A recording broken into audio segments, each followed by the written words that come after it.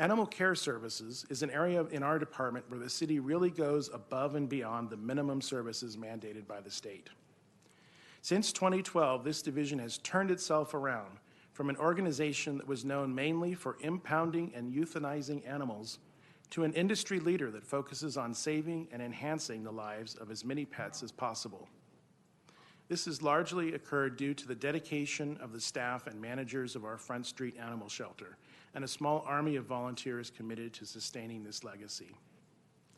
In our Animal Care Services division, key challenges include: 1, currently, Animal Care Services has a 30% vacancy rate due to challenges in recruiting appropriate staff for an often physically and emotionally challenging field. 2, a nationwide shortage of veterinarians, which means it's difficult to fill these important positions at Front Street, and it's difficult to secure contract veterinarians to meet the shelter's needs while staff veterinarian positions are vacant. 3, a lack of field services staffing to respond in a timely manner to calls for animal control services. And 4, a lack of physical space and appropriate facilities in our 40-year-old shelter to properly care for the thousands of animals that are brought to the shelter annually. Our animal care team includes staff who feed and care for animals in the shelter, provide medical care for shelter and foster animals, provide customer assistance with adoptions and surrenders, and respond in the field to calls for service. I'd like to highlight the significant number of volunteers and volunteer hours donated by our community to help raise the quality of care we're able to offer the pets that come to Front Street. City staff and our Friends of Front Street nonprofit have raised over $5 million for animal care over the past 5 years. The 95,000 hours of volunteer time equate to a value of over $3,040,000 per year. This operation is one of the few core city services that relies on donations of cash and labor to sustain it. What you see here are the most requested calls for service for field services in calendar year 2023. Due to the sheer number of calls, the field services team must prioritize emergencies, which is why they cannot respond to stray healthy dogs and barking complaints. Many of the other non-emergency calls have lengthy delays due to the priority calls. The field services team is currently approved for 1 chief animal control officer, 2 senior animal control officers, and 10 officers. Currently, they are without a chief animal control officer and have 5 vacant officer positions. Animal hoarding is one type of call for service that our field services staff respond to. In the case depicted in this photograph, our Housing and Dangerous Buildings team also had to respond to this unsafe and unsanitary dwelling. Did you know that the Community Development Department operates a hospital? Well, we do have an animal hospital at the Front Street Animal Shelter. The Veterinarian Services section is currently approved for 2 full-time veterinarians and 5 registered veterinary technicians. The Homeless Outreach Assistance Program is also approved for 1 full-time veterinarian and 2 registered veterinary technicians.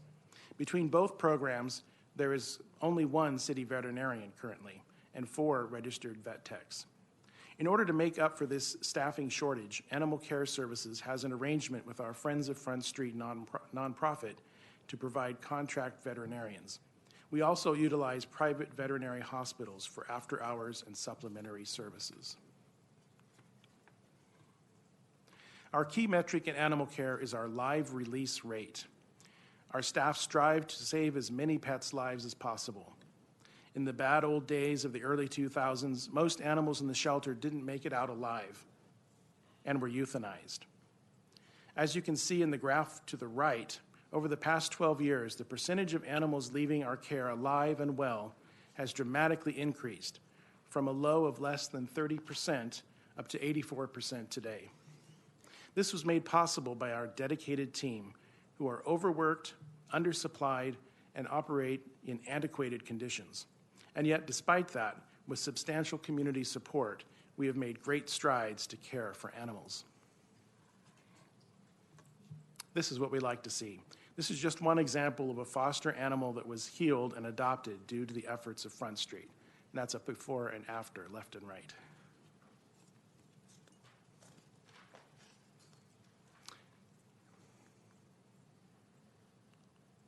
Here are a few key takeaways for the Community Development Department.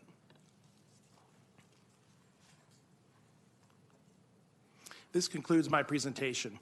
As you can see, the Community Development Department has a broad range of responsibilities and services, and the work we do is essential to the quality of life in our community. Thank you.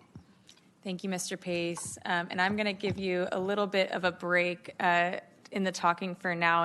And Madam City Clerk, can we see, please have any public comment for this item? Sure. I have 3 speakers for this item: Leah Morris, Ryan Massano, and Lambert.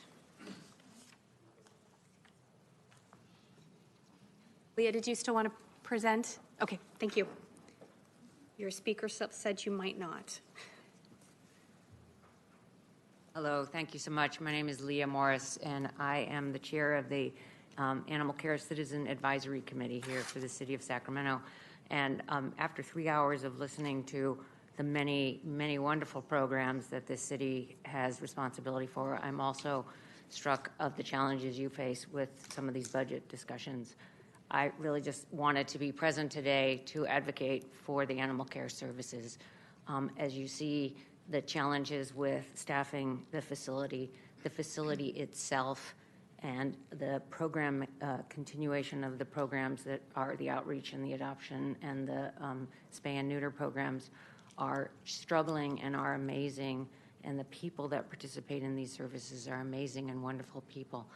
I am one of the volunteers that, in addition to the advisory group, that has been in that clinic and participated on spay days where we've spayed and neutered 25, 30 animals in a day. It's amazing, and it's also very challenging in that facility.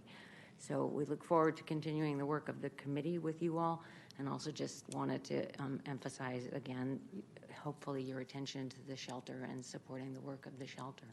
I want to just thank Councilmember Talamantes, who made a visit to the shelter with her staff recently and had a nice tour through and a discussion and a day there. We look forward to, we have trying to outreach to all of you to invite you for a day at the shelter or a partial day at the shelter through the committee. That's the work of our committee. So we look forward to reaching out to you each. I also want to thank the clerk's office, who always is very helpful to me and every question I have about how the committee runs. So thank you for that. I appreciate your time. Thank you, Ms. Morris, and thank you for your service on the commission. Our next speaker is Ryan Massano, then Lambert.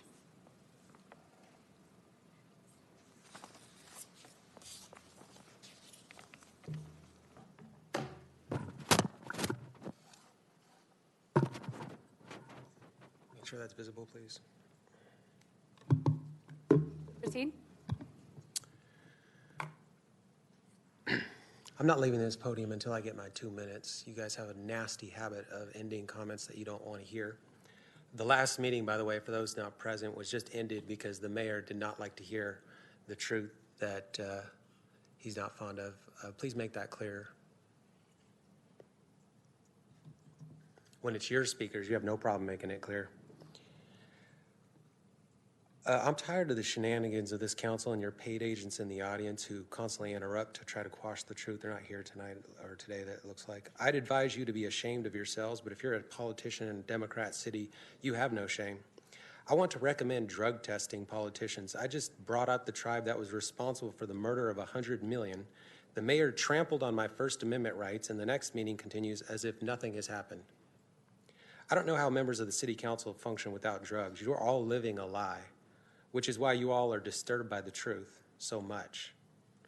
Mayor, you need to stop the land acknowledgments at the start of the meeting right now. It's gross hypocrisy. You allow these ridiculous acknowledgments while you hypocritically support Israel's theft of Palestinian land and the genocide of the Palestinians. For the deceived people on the left, predominantly women who think American imperialism is a problem, let me tell you, and the factual proof is on my website, every American military conflict from the 1898 Spanish-American War has been instigated by and for Jewish interests. Councilmember Valenzuela. Keep your mouth shut. It is my turn to talk. You be quiet. You keep your mouth shut too. You throw a temper Ryan- tantrum every single time. Ryan, Mr. Masano, please do Ryan not Masano, disrupt the by orderly continuing conduct to of these speak, you are proceedings by dis- continuing to speak out. you are now in violation of Chapter 5A1 of the City Council Rules of Procedure. If you do not stop, I will order you to leave this meeting. Do you understand this warning? What you don't understand is you work for us. Sir, you have been given a fair warning and have elected to disrupt this meeting.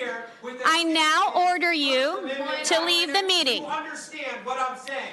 Otherwise, we will clear the council chambers and no one will have the opportunity to I speak. told you, you don't have any right to interfere Okay, with let's citizens' recess. personal Councilman. affairs. No recess. Do I make myself Okay, we are now in recess.